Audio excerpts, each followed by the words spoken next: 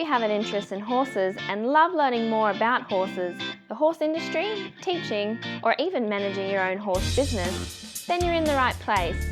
We would love you to join us on our mission, which is to improve the lives of horses around the world through the education of riders, handlers, and trainers. So get comfortable, listen in, and enjoy. This is another of our popular Listener's Choice interviews, which we're playing over the weekend. We've chosen the most popular interviews for you to select the Listener's Choice winner. If you're not sure how the Listener's Choice competition works, have a look at horsechats.com/choice for the rules and the leaderboard. Today's chat's been brought to you by International Horse College.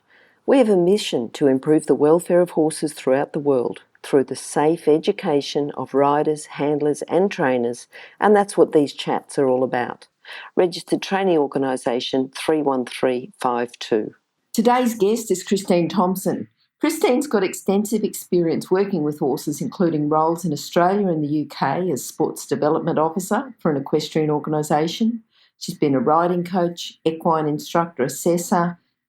She's an equine course manager at university level, education officer for the RSPCA. She's owned horses for many years and understands the requirement of multiple disciplines within the equestrian sport, the fitness and training schedules, and the importance of maintaining horses' peak physical and mental condition, whether you're riding for pleasure or at an elite level.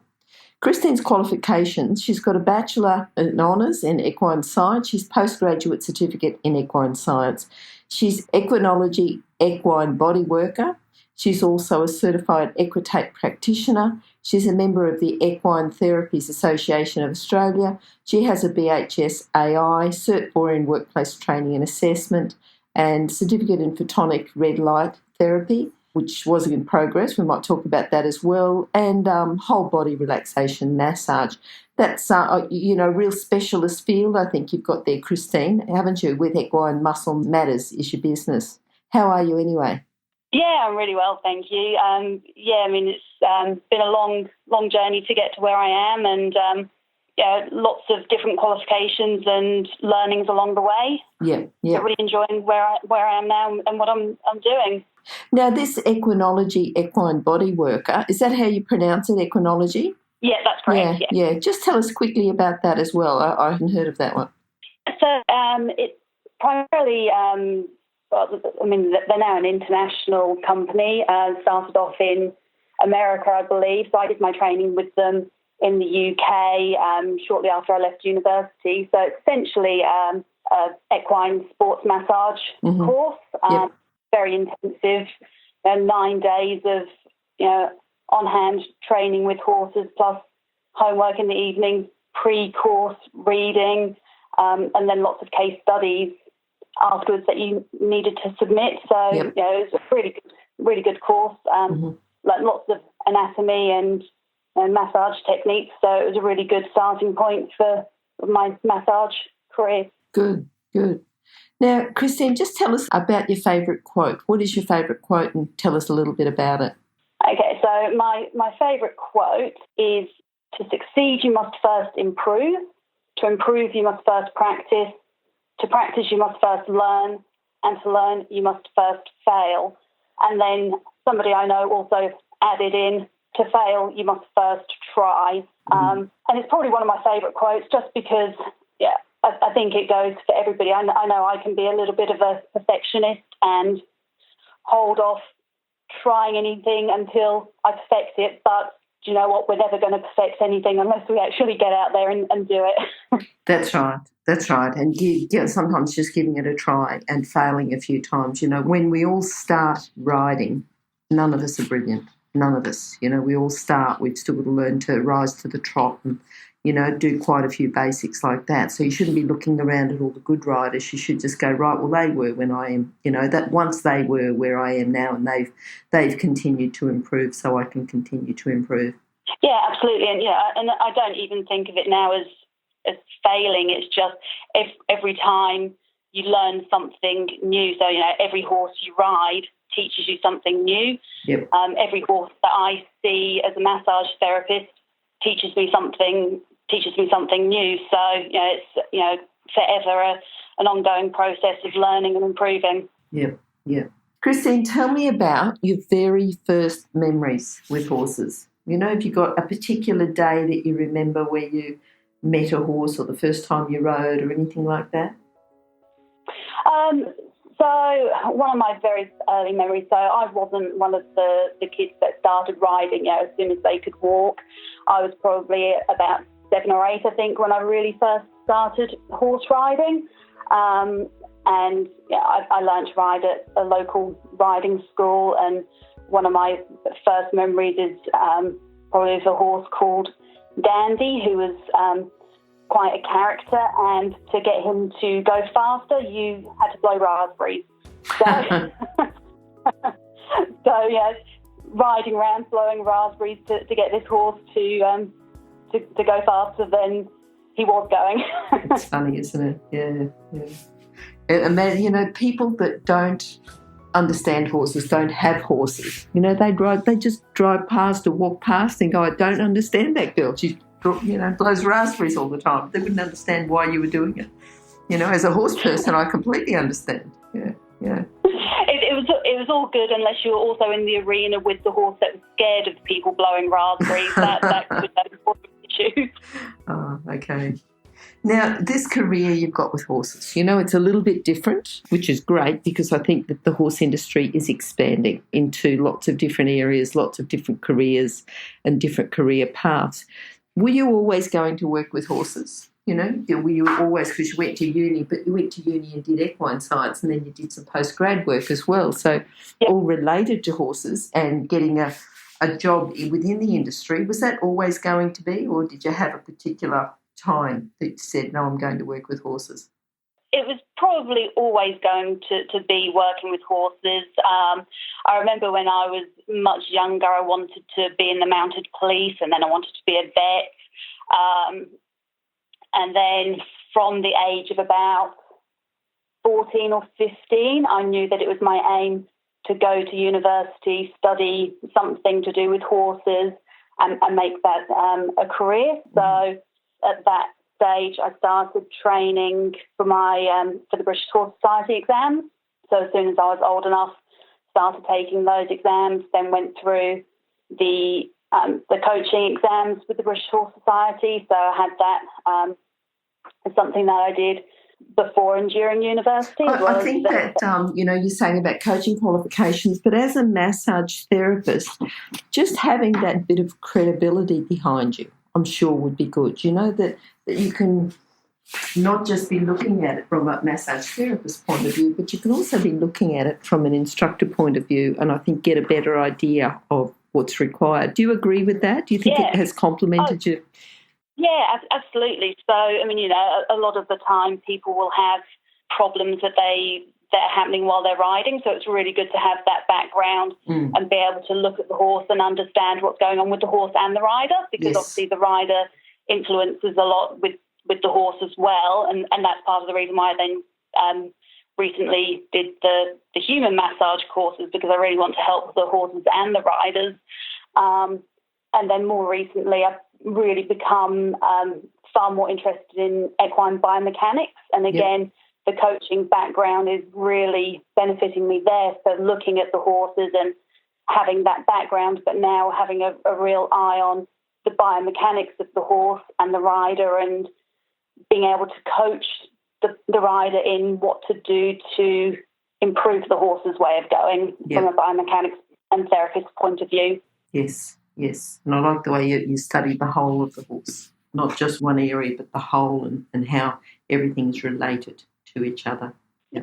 Absolutely, and everything is related. And, I work with lots of other experts in their field, and, it is the whole horse. I can't work on a horse unless they've also got a good farrier working on the horse, or the horse has got good nutrition, and, the saddle fits correctly. And while I know enough about all of those to be able to guide people, I'm not an expert in farriery or saddle fitting, so I can then direct people to where they need to go to get those things looked at as well. Yeah.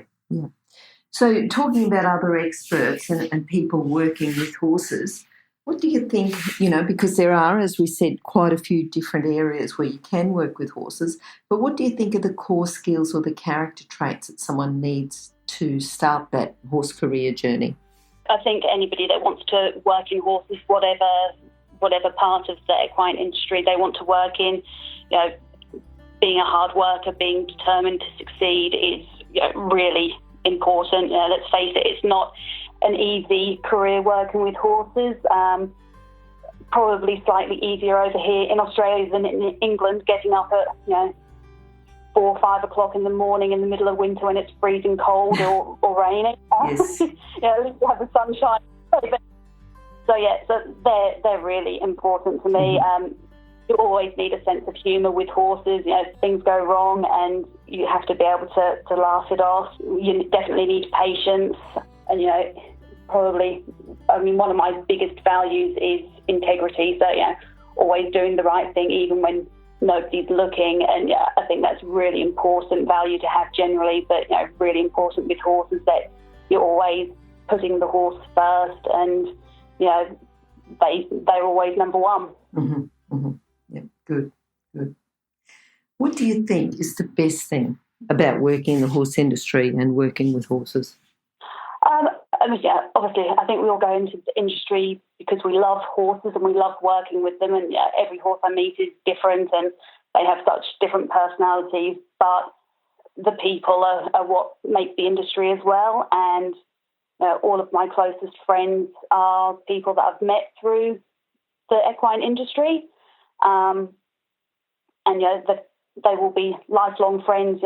We all have the same values, the same goals, and everyone is just so passionate about the sport or the part of the industry that they're in. So yes, the horses are great, but the people are also absolutely fantastic as well. Mm-hmm. Mm-hmm. What about people who've influenced you and been pivotal in your career, helped you make decisions, who've influenced you and helped you and guided you along the way? Anyone you'd like to mention? Yeah, obviously there's lots of people. As you know, I've had quite a varied career, so there's been people that have influenced all of those different pathways throughout my career. But I guess my biggest influence was my very first riding coach. So she was my coach from the time I was 7 or 8 through till I was probably my mid-20s and finally moved away from the town that I grew up in. She was the person that taught me everything that I knew about horses initially. She lent me one of her horses to go out competing, and she took me out competing pretty much every weekend during the summer.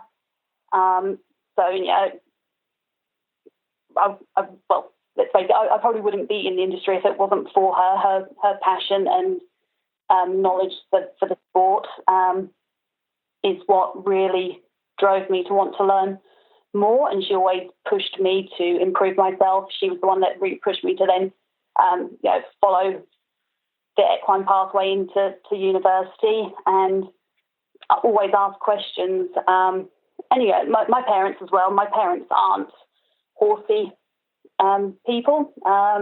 They've probably only recently really even handled horses since I've had the horses at my house. Before that, they've always been very supportive, taking me wherever I needed to go, done whatever they needed to do to enable me to go out competing and keep the horses. But especially growing up in the UK, the majority of horses and all of my horses were either kept at agistments or wherever I was working. So, but you can't do without your parents, can you? Yeah. What I like about this is, you talked about your first riding instructor, how they were, passionate and involved in the industry and how they influenced you, because I think that, and this is to the listeners who might be thinking, well, I'm not going to go on and become an international superstar. But even as a riding instructor, you're still there in like a mentor type position where you really can influence a lot of people. And, if you've got that passion for the industry and you can help people, you never know, that little sort of kid that you're teaching how to go round and hold the reins and getting ready for their first canter and things like that. You never know where they're going to go and what influence you're going to be on them. Yeah, absolutely. And, and it's always really special when somebody says that you made a big difference for them, or, they still remember you. I know on Facebook, probably only about a week ago, somebody from the UK actually commented on one of my posts and said, you were my daughter's first riding instructor, and she still remembers you and talks about you, and that was 20 years ago that you taught her to ride. Wow, that's good, isn't it? Still really old, but... Yeah. What about horses there, Christine? Have there been any particular horses or a particular horse that you think's influenced you more than others? Look, probably like most therapists that I know, we come into the industry because of certain horses having, problems or issues, and every horse teaches us something a little bit different. But yeah, I've had a couple of really special horses.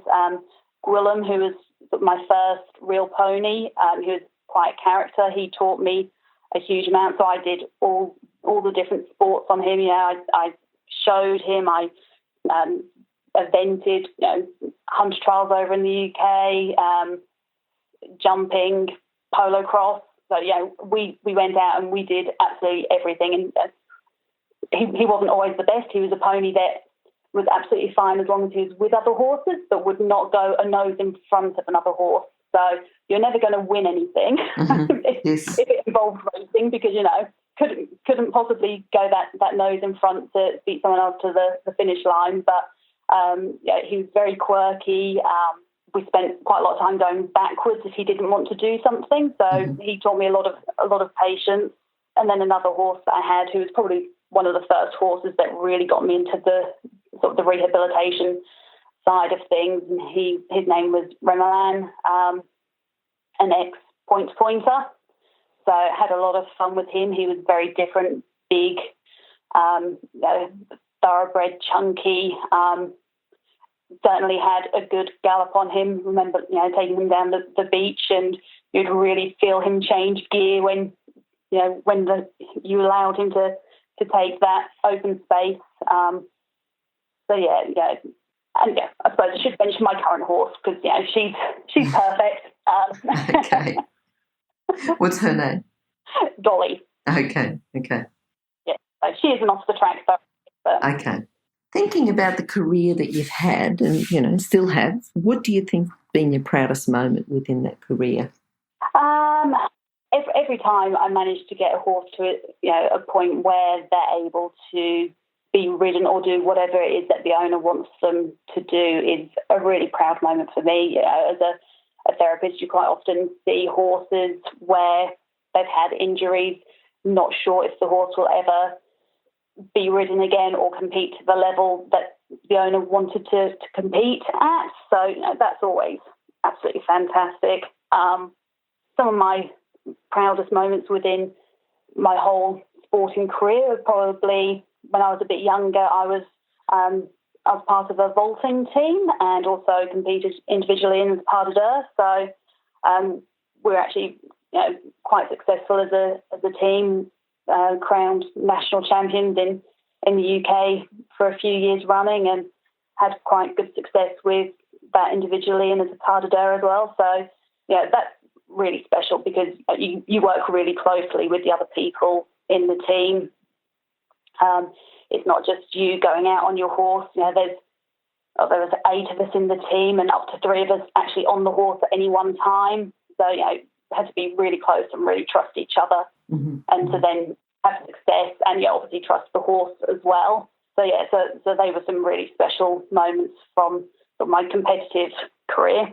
Yeah, because you normally think that everything you do with horses is a team, so it's a team competition because it's you and your horse. But when you've got the vaulter, the lunger, plus everyone that's the vaulting horse, the lunger, plus the 3 people or whoever are all working together, it really is teamwork, isn't it? Yeah, it really is, and you can't actually perform unless you really trust everybody else in the team. And the lunger has to know your routine down pat so that she can ensure that the horse is keeping an even rhythm when you're dismounting or doing a flip or lifting somebody up above your head, whatever it is that you're doing. The flyer, who is generally the smaller person that gets thrown around a little bit up in the air, they have to really trust the people that are doing that. Mm-hmm. So it really is true teamwork. Sure. Good. What do you think's been your biggest challenge? Is there still a challenge? Because it's a career that's a bit different. It's a treatment that's a bit different. I'm just thinking, like, go back 100 years and everyone would have laughed at you, but it's a lot more widely accepted now. Have you had challenges within the career that you've got with people not accepting, or has there been another challenge that you've got to you'd like to talk about? Look, you always get people that, not necessarily that don't accept what I do, but that don't feel that it's an important part of their horse's care. And there are so many different complementary therapies out there that everybody has their opinion about which one is the better or the most effective. And it really can vary from horse to horse. So, I guess I kind of take that with a bit of a pinch of salt now. If somebody says, no, massage is just airy-fairy, touching the horse, my horse needs to see a X, Y, or Z. So, that's fine. I have a base of really good clients who are really dedicated to doing the exercises and the things I ask them to do in between when I see the horse, and they've really seen good results from that. So that's really good. I guess I don't have any major challenges other than fitting everything in, which I think is common. Yes, a time thing. Yes. We all take on so much, and it's always harder in winter with the slightly shorter days. That's the way it is. I try and fit everything in. I'm not really a morning person, so that's probably my biggest challenge, getting out of bed, ride the horse first thing in the morning before I start work. Okay. Christine, you see a lot of people and the way they care for their horse.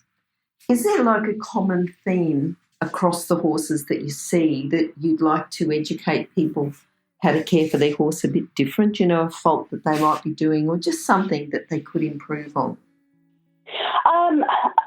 I get it really does vary from horse to horse. Every horse has different conformation, which changes how they're moving and some of the bodywork issues that we come across. But really, it's that routine care. So, make sure you have routine body work. Prevention is better than cure. It's far easier for a therapist to come and see your horse every 8 weeks and, say, oh, your horse has actually just got a bit of a decreased range of motion here or is a little bit sore here, and to try and sort that problem out at that point rather than waiting until your horse is really sore and showing a lameness or some sort of behavioural issue.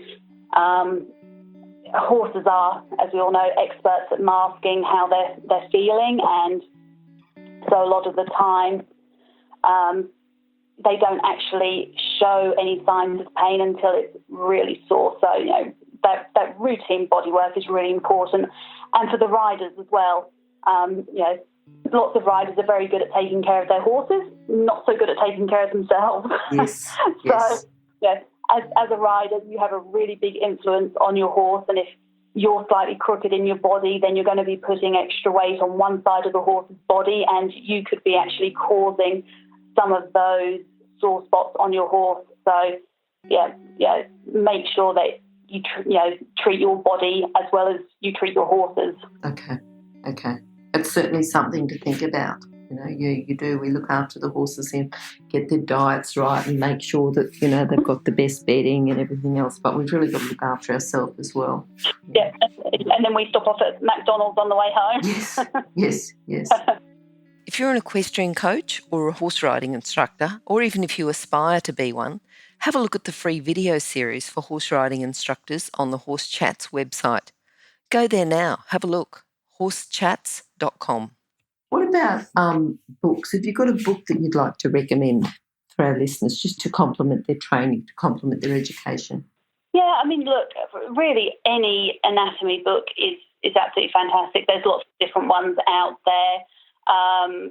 Some of the Horses Inside Out books are really easy to understand and really give a good understanding of that. And I think it's really important as riders to have a basic understanding of how your horse's body functions so that you know why you're training your horse in a certain way and the impact it can have.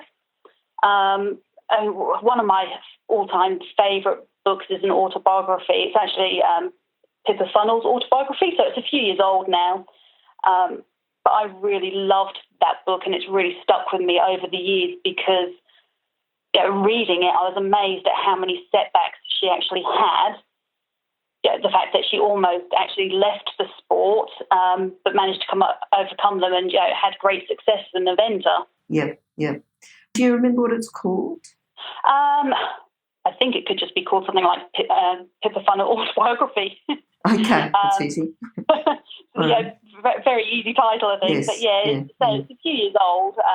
Okay. But she talked a lot about sports psychology and that side of things, which at the time wasn't really very common. Yes. It's a lot more common for athletes or for horse riders, I guess, to consider themselves athletes now and go and see a sports psychologist or sports trainer and all of those things. So for me, it really resonated with me that somebody who had achieved such fantastic results as an eventer had really struggled with herself and her confidence, and pretty much had decided to leave the sport, and then decided, no, I'm going to keep going, and cracked it. Okay, yep, that's good. What are you looking forward to at the moment? I'm really enjoying at the moment growing the biomechanics coaching side of things. Yep. So, I really see value in that. For me, it's a really big part of equine bodywork, and essentially, as a therapist, I see the horse every 4 weeks, every 6 weeks, every 8 weeks, whatever that horse's routine is. But everything that the rider is doing in between has the biggest influence on the horse. So, from a biomechanics side point of view, I'm really enjoying actually being able to coach those riders with how to improve their horse's way of going and seeing how that's then improving what I'm seeing a month later in terms of how the horse's muscles are responding to that. Yep, good. So for me, that's a really exciting pathway that I'm looking forward to growing even more. Mm-hmm. Good. Okay, now, just in a few sentences, can you summarise your philosophy with horses? Oh, gosh, that's a tricky one. I mean, really, it's all about self-care or, care of yourself, care of the horse. Think about everything as a whole. We can't just isolate those little things, so you can't just think about nutrition and ignore everything else, or have a wonderful saddle but then the horse's feet haven't been trimmed for a while. So really think about that whole picture. Make sure you've got a really supportive team around you. Just really take care of yourself, take care of your horse, and that's really important for me. Don't forget yourself as well. Self-care. We talk about massage and things like that, but also just taking time out. Working with horses can be such a hectic job. We spend all day working to earn the money to keep our own horses, and then doing stuff with our horses in the evenings and the weekends, and we all enjoy it, but sometimes you just need a little bit of time out as well. So whatever it is that you do to, whether it's just going to the beach or, watching a movie, don't feel guilty for doing that rather than mucking out a stable. Okay. Christine, how can people contact you? What's the best way? I've got a website, so equinemusclematters.com.au. Yes. Email address is info@equinemusclematters.com.au, and I've also got Facebook and Instagram pages, both called Equine Muscle Matters. So, yeah, they can contact me through any of those. Facebook generally is, I guess, a medium that lots of people use, and I try and post lots of things up on there that hopefully are helpful to people. Good. And Christine, we'll have those details on horsechats.com/Christine Thompson, or go to horsechats.com, search for Christine or search for Thompson. Christine, thank you very much for talking to us today.